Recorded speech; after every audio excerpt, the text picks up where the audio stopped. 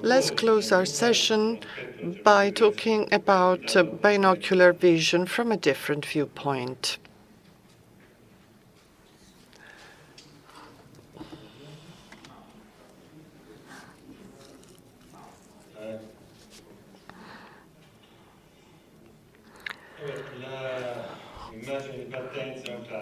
This is a classical image. We can see accommodation, amplitude, and age. The diagram you can see is not the one by Duane, but something different, slightly more recent. But the situation's actually the same. After 40 years, there's a reduction of accommodation amplitude, and this necessarily creates near vision problems. This researcher found out that 98% of people over 50 are presbyopes. This has an impact on binocular vision. And let me stress one point that can be clearly illustrated by a publication where we can see Professor Charman contributed.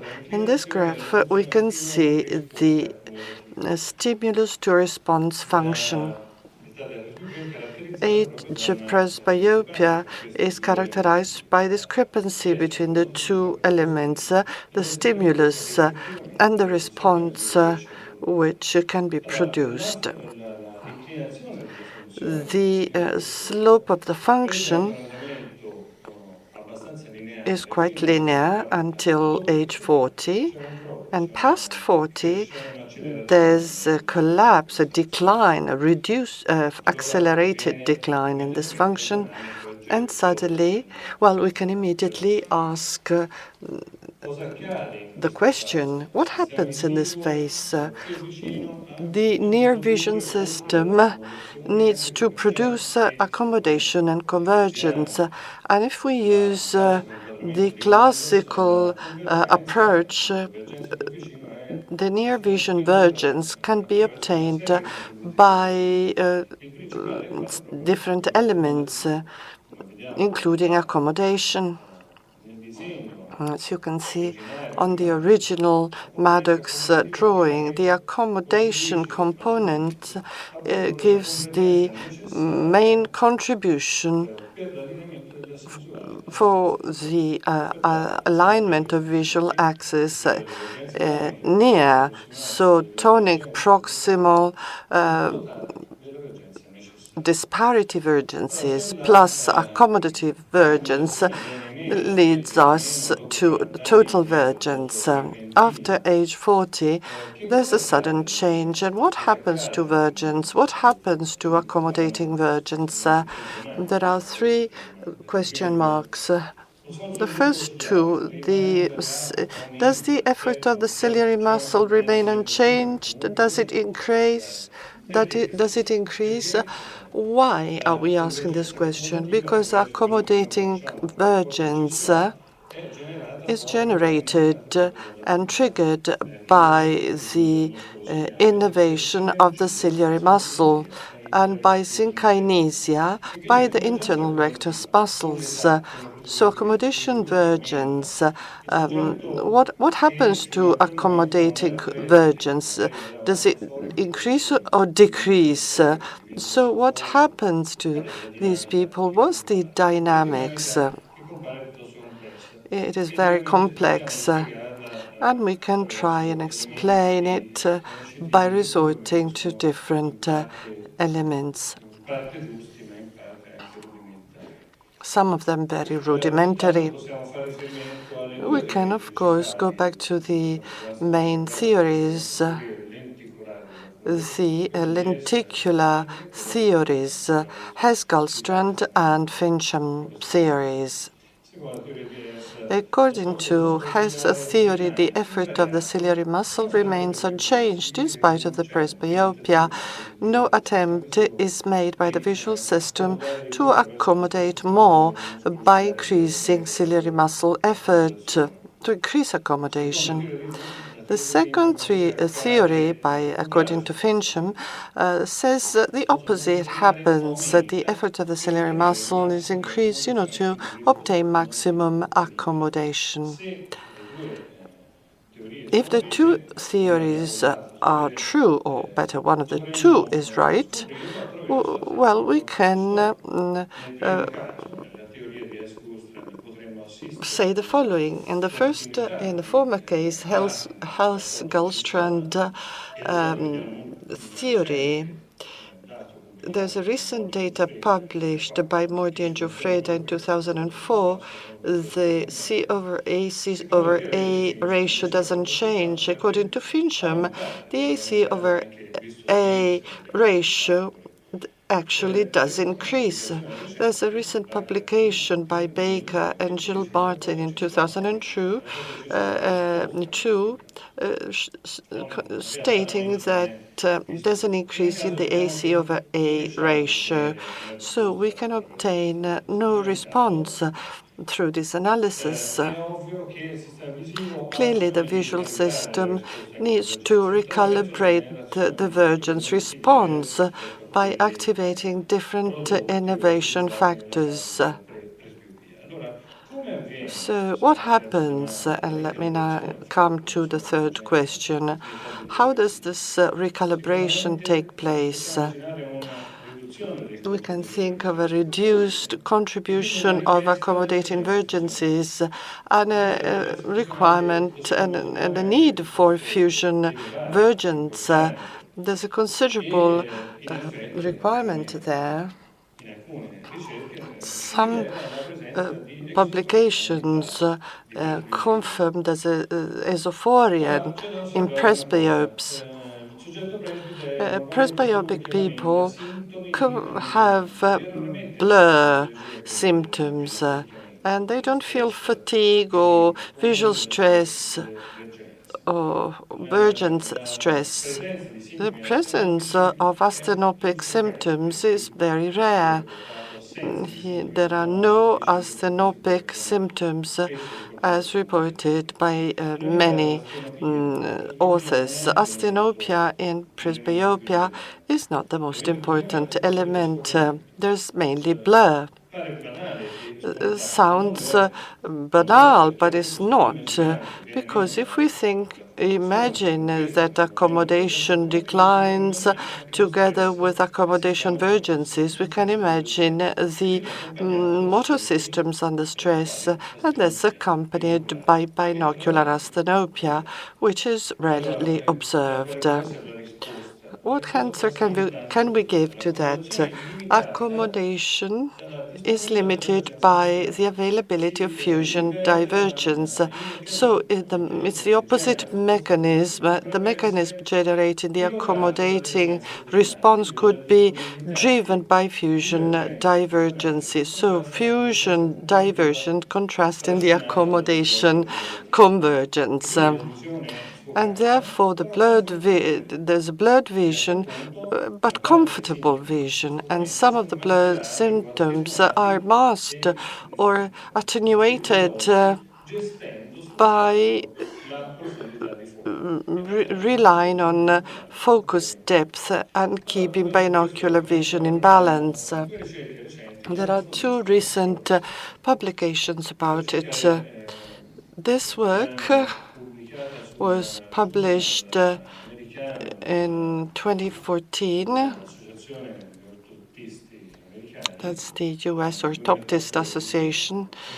2014 is a study by an orthoptist and a psychologist, so we're a bit far from optometry, but this work provides precious information. I've always been in doubt about the use of the AC over A ratio. So the question is, What's the role of the main biases in maintaining binocular vision? What do we mean by bias? Maybe something different other than engineers who think of an interference element. This term can, in fact, be explained in terms of preference of the visual system.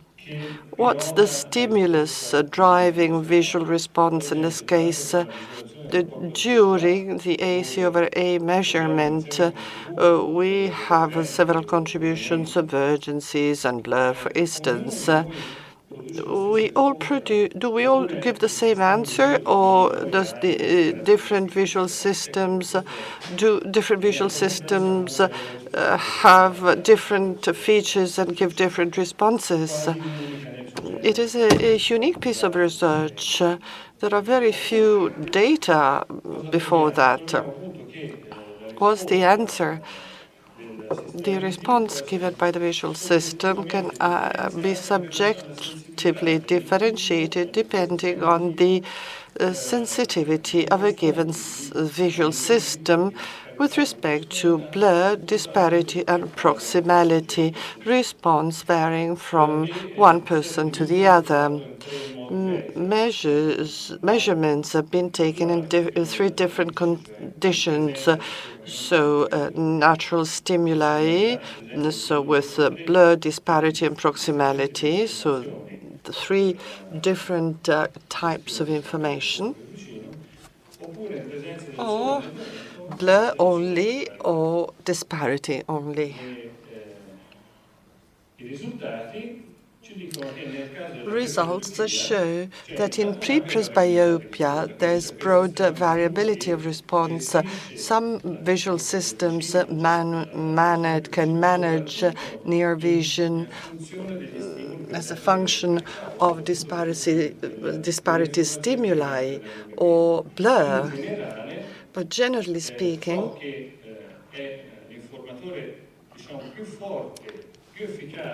the most effective element in the organization of the visual response is disparity, and much less so blur and proximity of the object.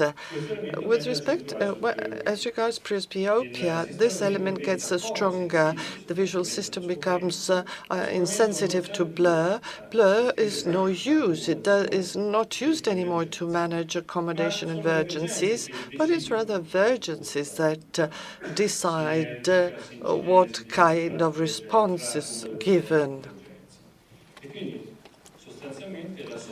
So overconvergence that could be generated by a high accommodation requirement and based on a AC/A ratio, that's contrasted by disparity to maintain eye alignment and preventing the accommodation system to prevail over the visual response. An additional element is adaptation. Vergence adaptation mechanism is a neurological process producing compensation or compensatory variations in vergence tone.